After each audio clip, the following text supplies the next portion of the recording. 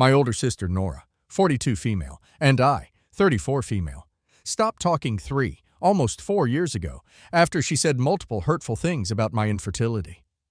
The finishing one was her saying my husband should find a real wife who could give him children.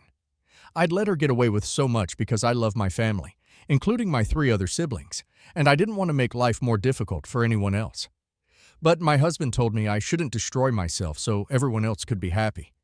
And her comments were destroying me. Examples of a handful of the things she said are, I was too old to be a first-time mom and needed to stop trying. I was clearly unfit to be a mom and couldn't see it, but my body was telling me. I should just accept my life as the forever childless babysitter.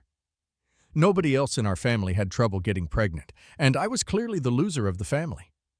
Getting pregnant is so easy, and even grandmothers were getting pregnant easier.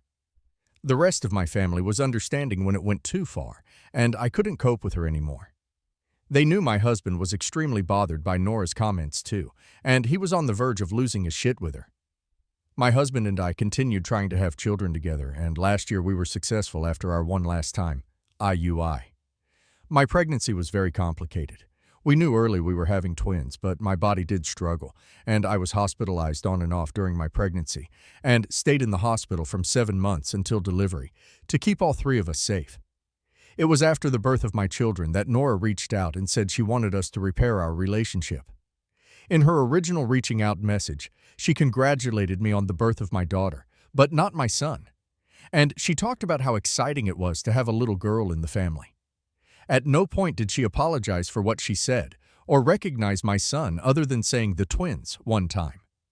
I didn't reply, but I did mention it to my husband. He read it too, and he was like, fuck her.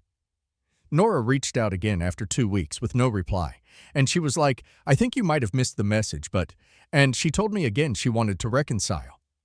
And she guessed now that I had what I wanted. We could work on being sisters again.